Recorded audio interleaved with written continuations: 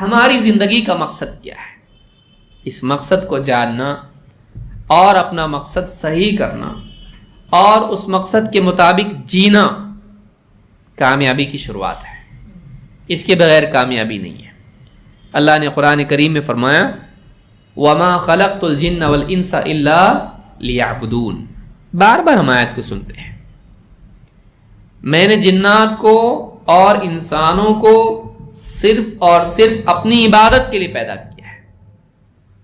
معلوم ہوا کہ ان کی پیدائش کی، ان کی تخلیق کی حکمت، غرض و غایت، ان کے پیدا کرنے کا مقصد اللہ کے ہاں کیا ہے، کیوں پیدا کیا. آدمی کہتا ہے زندگی ملی ہے، ایک بار ملی بھائی، سب انجوائے کر لو یہاں پہ. تو آدمی کوئی آدمی ہے جو ساری لذتیں انجوائے کرنا چاہتا ہے.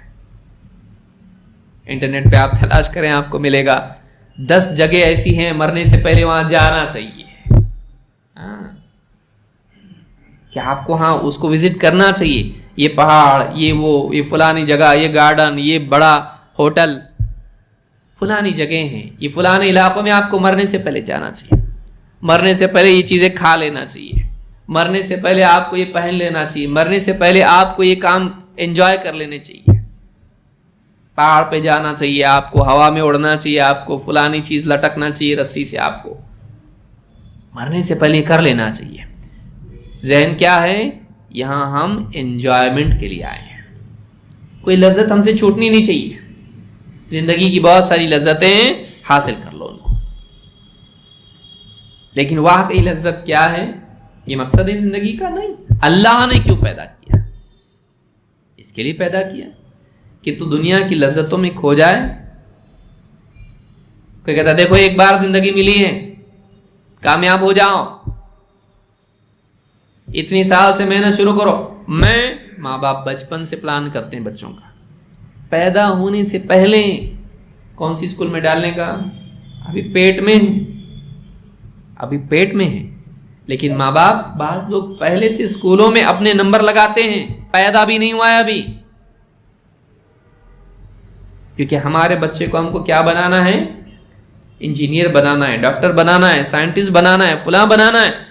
ابھی سے ہم اس کا پلان کریں گے. زندگی ایک بار ملی ہے، پھر نہیں ملے گی. سکسیسفل ہونا چاہیے، فیل نہیں ہونا چاہیے، خوشحال رہنا چاہیے، پریشان نہیں رہنا چاہیے، اونچا مقام حاصل کرنا چاہیے. ٹھیک ہے، دنیا میں اونچا مقام حاصل کرنا غلط نہیں ہے. ترقی کرنا، عہدہ اور دنیا کی تعلیم اور یہاں کی ترقی غلط نہیں ہے. لیکن کیا یہ مقصد ہے؟ کیا یہ زندگی کا مقصد ہے کہ بس آدمی یہاں کامیاب ہو جائے، خوب بڑی پوسٹ پر جائیں، خوب تنخواہ کمائیں، بڑا پیکج اس کا ہو، اخبارات میں اس کا نام آئے، انٹرنیٹ پہ وہ فیمس ہو جائے؟ کیا یہ زندگی کا مقصد ہے؟ انسان اپنے طور پر کوئی بھی مقصد طے کر سکتا ہے. مجھ کو سنگر بننا ہے، بن گیا. مجھ کو فلم سٹار بننا ہے، بن گیا. سپورٹس مین بننا ہے، بن گیا. تو طے کیا نہیں. زندگی تو نے دی اپنے آپ کو. تجھ کو زندگی کس نے دی؟ چڑیا کو کس نے زندگی دی؟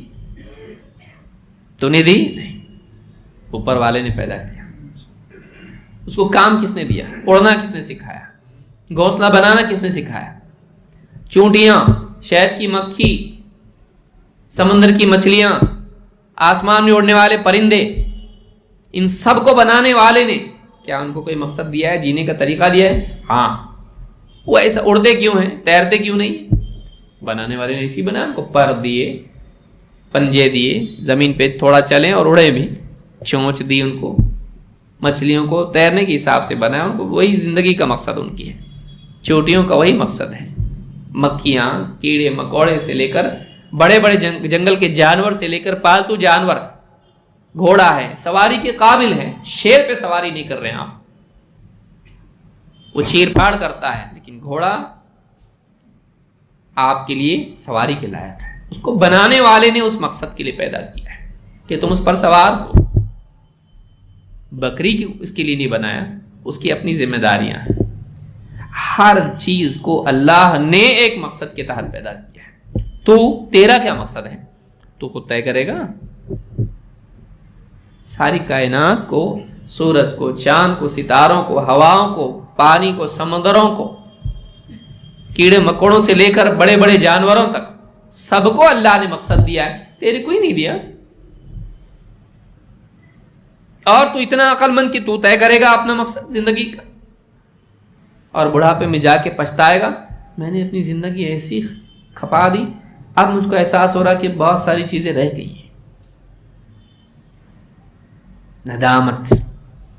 تو طے کرے گا تیرا مقصد. تو نے کبھی کوشش نہیں کی جاننے کی کہ اللہ نے میرے لیے کیا مقصد رکھا ہے. اللہ نے تو بتا دیا، تجھ کو میں نے چیزوں کے لیے پیدا نہیں کیا، چیزوں کو تیرے لیے پیدا کیا، تجھ کو اپنے لیے پیدا کیا.